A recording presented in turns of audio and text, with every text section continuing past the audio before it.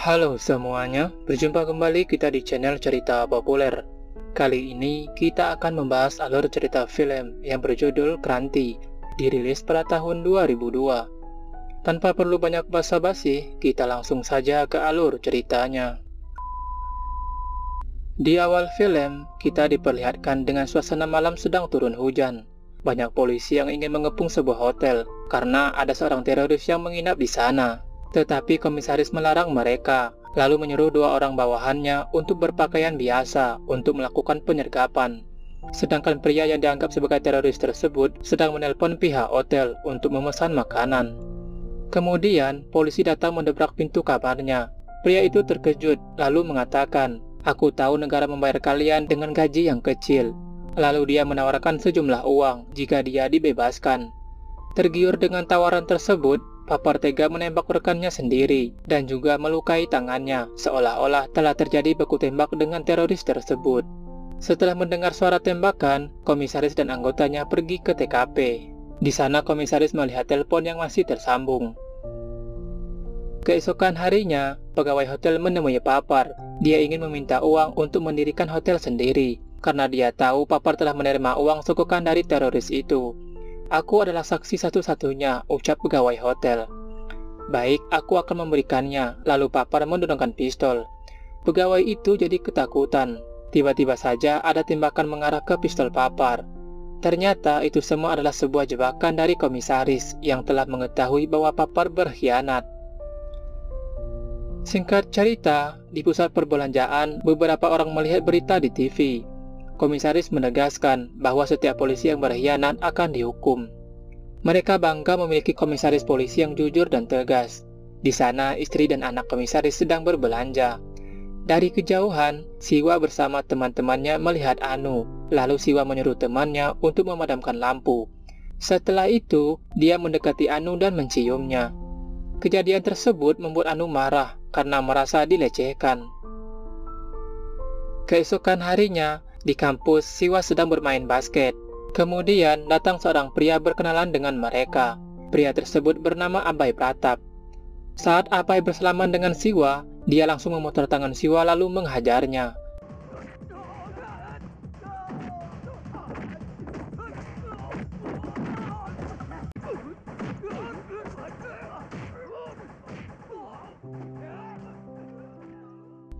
Tidak lama kemudian polisi datang. Ketika ingin menangkap Abai, mereka langsung memberikan hormat. Ternyata Abai adalah asisten komisaris polisi. Abai mengatakan kalau dia sengaja mengajar Siwa di depan para mahasiswa karena dia telah bersikap kurang ajar kepada adiknya bernama Anu. Lalu dia pergi. Kemudian scene berpindah. Ada seorang gadis yang sedang dikejar karena telah mencuri dompet. Kebetulan ada polisi yang sedang berjaga, sehingga gadis itu tertangkap. Gadis tersebut bernama Rampiri. Rampiri mengakui telah mencuri, lalu dia membagikan sebagian uang curiannya kepada polisi tersebut. Setelah itu polisi menyuruhnya pergi. Kemudian Rampiri mencuri sebuah kalung dengan taktik yang sama. Dia menyogok polisi di sana. Ia pun tidak ditangkap. Untuk aksi yang ketiga, Rampiri mencuri uang sebesar Rp50.000. Kasus ini langsung ditangani oleh Abai. Abai terpesona dengan kecantikan Rampiri saat berkenalan, lalu mereka pergi. Rampiri berusaha menyogok Abai dengan mengatakan bahwa dia akan memberikan 99% uang itu untuk Abai dan 1% untuknya. Tapi Abai tetap ingin membawa dia ke kantor polisi. Di perjalanan menuju kantor polisi, Rampiri berteriak minta tolong sambil mengatakan ada polisi yang ingin memerasnya. Lalu Abai menghentikan mobil dan menodongkan pistol ke wajah Rampiri sambil mengatakan, "Aku ingin memanfaatkanmu sendirian, sekarang kamu diam saja." Mendengar itu, Rampiri menangis. Kemudian Abai menyuruhnya pergi. Keesokan harinya, di kantor polisi, Abai teringat dengan Rampiri. Tidak lama kemudian Rampiri datang. Di sana Rampiri minta tolong kepada Abai untuk mencarikan pekerjaan untuknya. Abai yang merasa kasihan, dia pun mengiyakannya. Singkat cerita, Abai dan Rampiri sedang berada di restoran. Abai memanggil pelayan, yang membuat Rampiri terkejut melihat kedua pelayan itu. Lalu Abai memberitahu Rampiri bahwa pelayan itu dulu adalah polisi, karena menerima sogokan dari seorang gadis sepertimu akhirnya dipecat. Rampiri berkeringat dingin, lalu Abai memberikan segelas air. Kemudian Rampiri tersedak setelah melihat pelayan yang mengantarkan makanan. Itu adalah manajer hotel yang akan membuat laporan palsu yang disuruh oleh Rampiri. Abai mengatakan, mulai besok kamu bisa bekerja di sini sebagai cleaning service. Kemudian Rampiri berdiri sambil mengatakan bahwa dia adalah Sanjana, putri dari Dr. Ramesh Rohit. Dia sedang melakukan penelitian tentang polisi yang jujur dan nakal. Setelah itu mereka ngobrol sambil berhalu.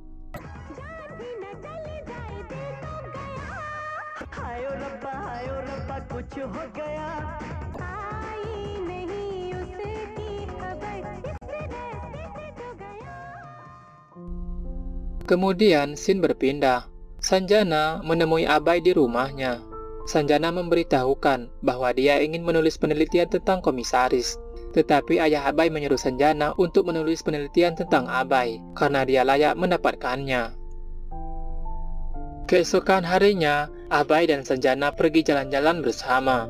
Di sana Abai mengungkapkan perasaannya bahwa dia mencintai Sanjana. Tidak lama kemudian, Abai mendapat telepon dari seseorang yang mengabarkan ada beberapa teroris yang bersembunyi di desa Parsopa. Setibanya di desa Parsopa, Abai langsung melihat sekelilingnya. Tiba-tiba saja sebuah mobil mencoba menabraknya. Kemudian Abai langsung mengejar mobil itu. Terjadilah kejar-kejaran.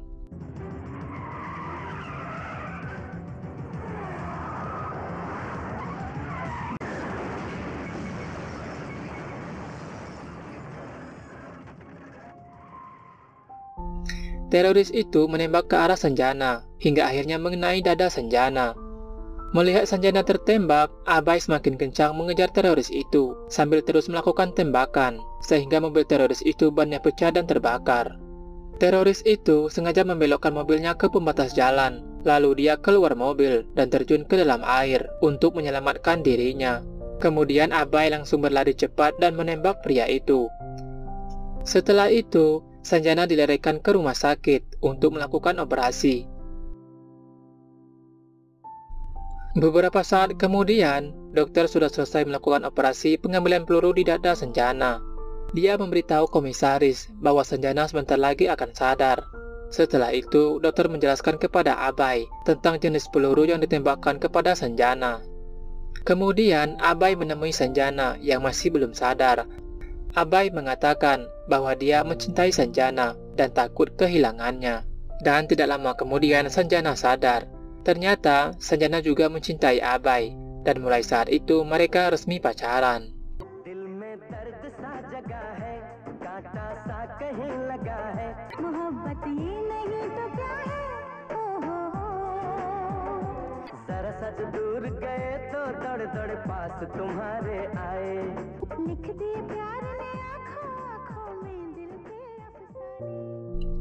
Kemudian scene berpindah.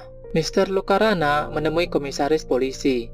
Mr. Lokarana seorang pengusaha. Dia meminta agar pihak polisi bisa menangkap penjahat sebelum dia melakukan kejahatannya. Dia meminta polisi untuk menangkap pencuri yang telah mencuri di rumahnya. Setelah itu, komisaris memanggil Abai untuk melakukan penangkapan pencuri itu dalam waktu 24 jam. Kemudian, Abai ke tempat para preman nongkrong. Setibanya di sana, Abai meminta mereka untuk mengaku siapa yang telah mencuri. Mereka memberitahukan bahwa Asman Bai yang telah mencuri dan dia bersembunyi di gedung tua. Lalu Abai pergi ke sana. Setibanya di sana, Abai diserang oleh beberapa orang, tapi dia berhasil mengalahkan mereka.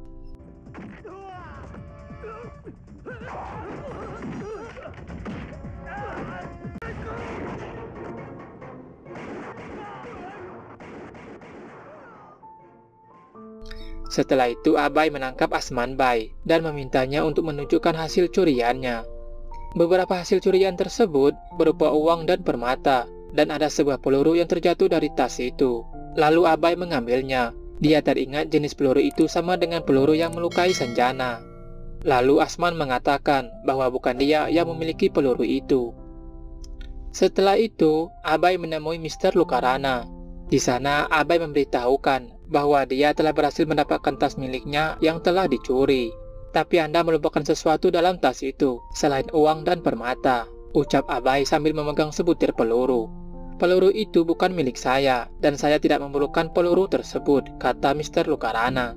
Lalu Abai ingin berjabat tangan, namun ditolak oleh Mr. Lucarana. Malam harinya, Mr. Lucarana baru teringat bahwa dia tidak sengaja memasukkan sebutir peluru ke dalam tas miliknya.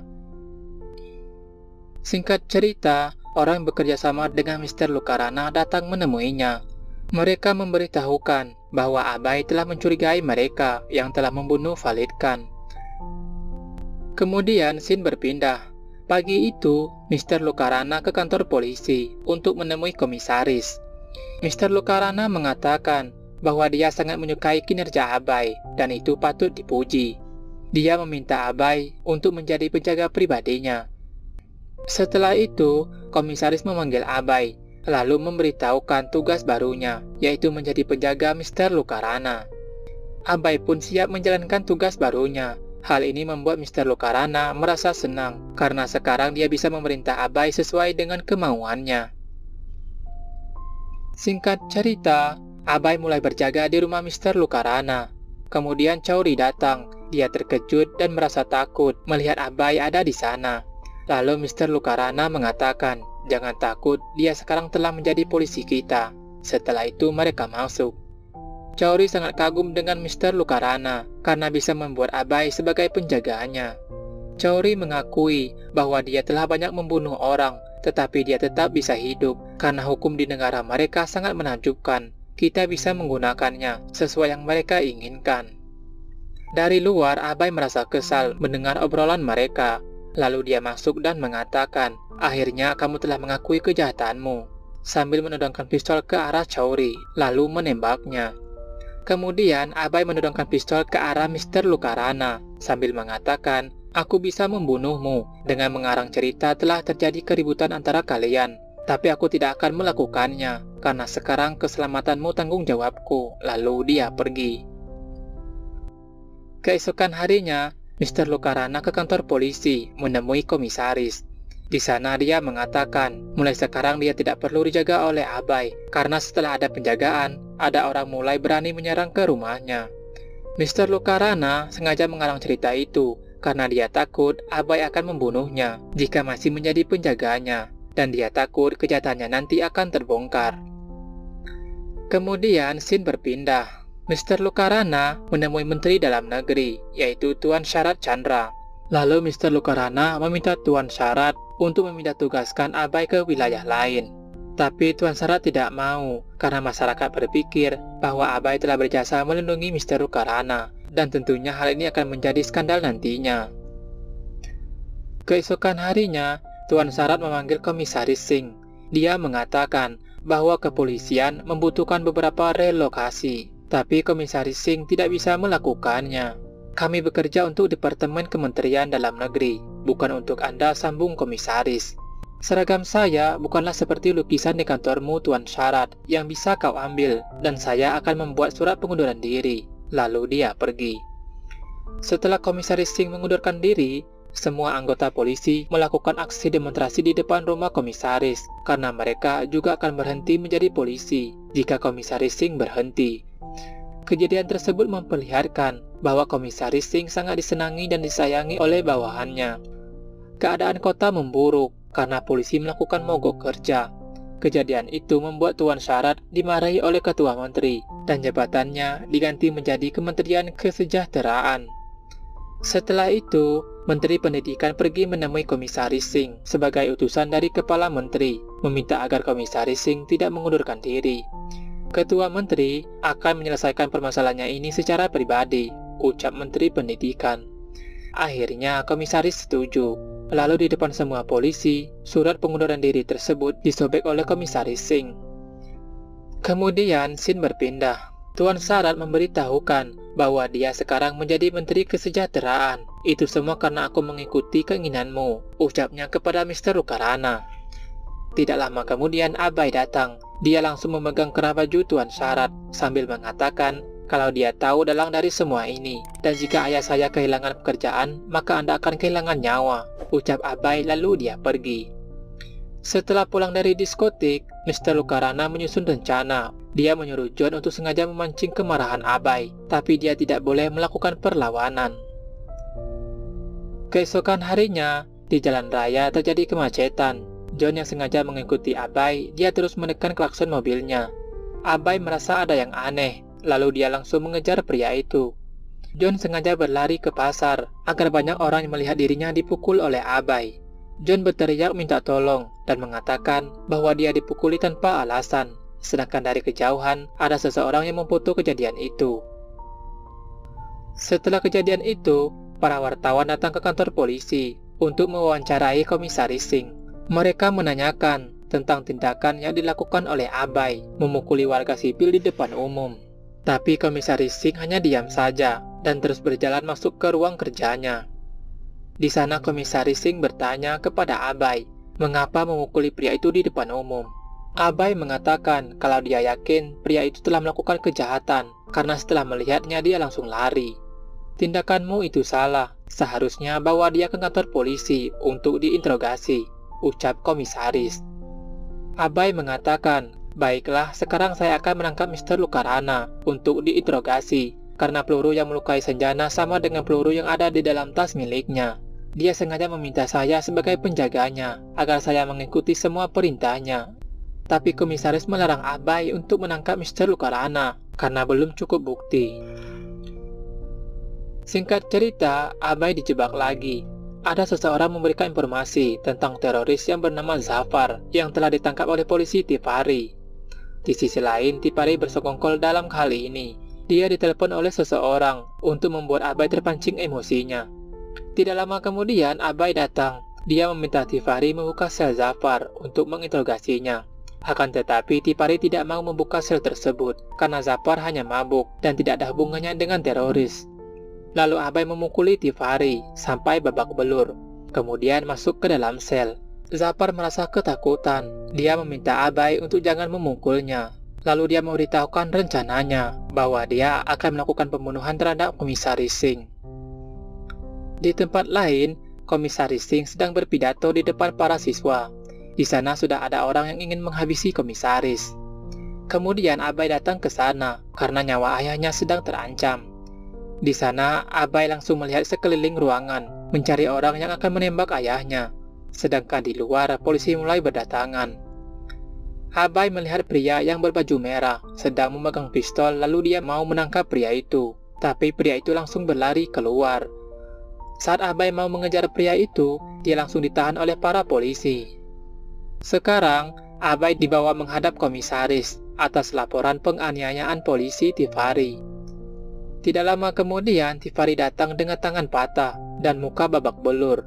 Dia mengatakan bahwa Abai mau menginterogasi Zafar. Karena hal itu, dia terus memukuliku. Lalu Zafar juga memberikan kesaksian palsu dengan mengatakan dia juga telah dipukul, padahal dia sudah bersumpah untuk tidak minum alkohol lagi. Mendengar itu, Abai mengatakan bahwa dia berbohong, tapi komisaris tidak percaya, lalu mengskor Abai selama 15 hari. Kemudian scene berpindah. Di rumah, ibu Abai meminta agar suaminya untuk mencoba mencari kejelasan, karena selama ini Abai tidak pernah berbuat salah. Tidak lama kemudian Abai datang. Dia meminta ibunya untuk tidak perlu memohon, karena ayahnya adalah seorang komisaris polisi yang hanya percaya dengan bukti yang dilihat. Di sana Abai berjanji kalau dia akan membuat ayahnya percaya dengannya dan dia akan membuktikannya dengan caranya sendiri. Lalu dia pergi. Malam itu Muna menelpon Abai, memberi informasi bahwa pria yang ingin membunuh ayahnya ada di Topaz Bar. Lalu Mr. Lucarana datang menemui Muna. Ternyata dia yang menyuruh Muna untuk menelpon Abai. Setelah itu Abai ke Topaz Bar. Di sana dia melihat pria itu. Lalu pria itu menelpon Mr. Lucarana untuk menanyakan apa yang harus dia lakukan. Mr. Lucarana menyuruh dia lari. Abai pun langsung mengejarnya. Tapi Abai kehilangan jejak pria itu. Lalu Mr. Lucarana menelponnya. Tentu saja bunyi HP tersebut membuat Abai tahu tempat pria itu.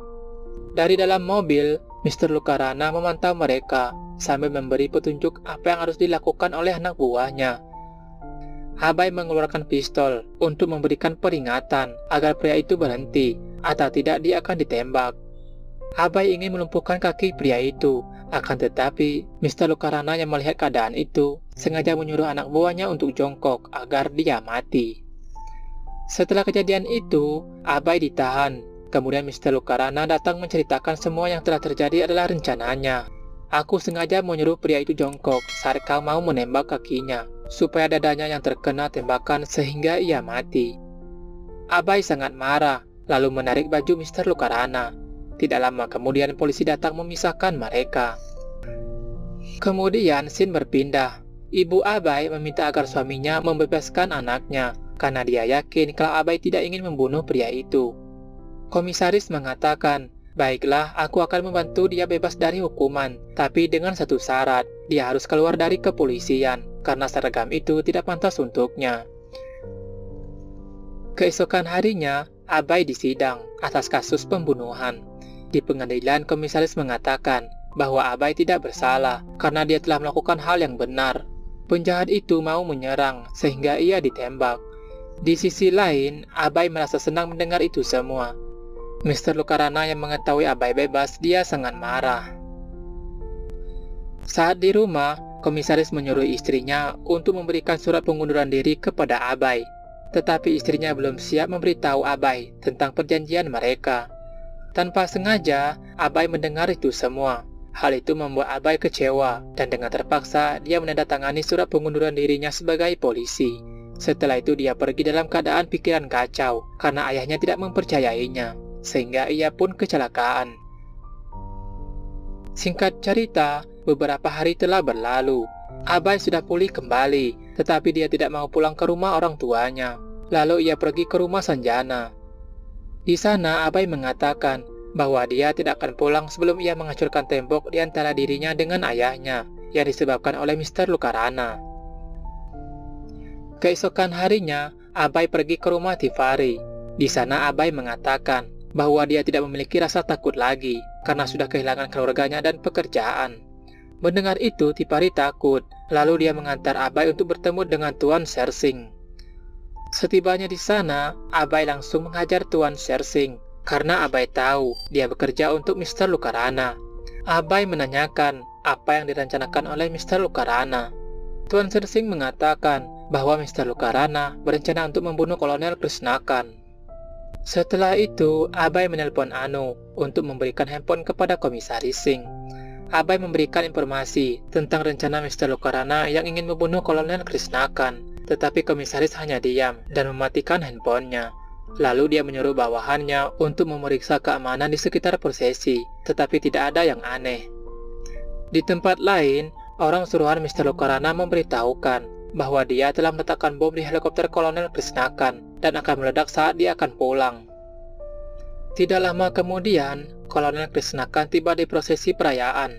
Kedatangannya langsung disambut oleh pihak pengamanan Komisaris Singh. Lalu Kolonel Krisnakan langsung naik ke atas podium untuk berpidato. Kemudian Abai datang memperhatikan sekeliling kerumunan untuk mencari orang suruhan Mr. Lucarana. Setelah melihat orang suruhan tersebut, Abai langsung mengejarnya. Ternyata Mr. Lucarana juga ada di sana. Dia melihat Abai mengejar anak buahnya. Di sana, Abai langsung menghajar pria itu. Di sisi lain, Kolonel Krisnakan sudah selesai berpidato. Dia dikawal oleh Komisaris Singh menuju helikopternya. Abai mengambil kertas dari anak buah Mr. Lucarana sebagai petunjuk di mana letak bom yang akan menghabisi Kolonel Krisnakan. Lalu Abai berteriak memanggil Komisaris Singh, tapi tidak terdengar. Setelah itu, Mr. Lucarana melepaskan tembakannya ke bawah untuk membuat kepanikan. Lalu Abai langsung berlari menuju helikopter sambil berteriak agar mereka berhenti, tetapi teriakan Abai tidak terdengar. Kolonel Krisnakan pun masuk ke helikopter. Dengan cepat Abai juga masuk dan langsung mendorong kolonel keluar dari helikopter tersebut. Kemudian bomnya pun meledak.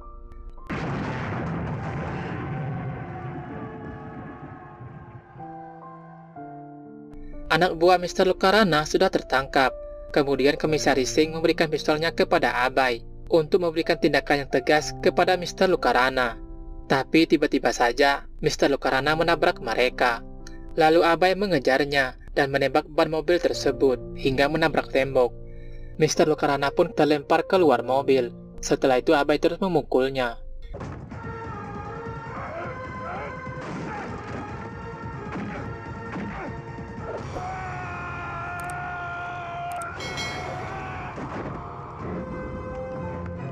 Kemudian Abai bersama Komisaris Singh menembak mati Mr. Lucarana. Dan film pun berakhir.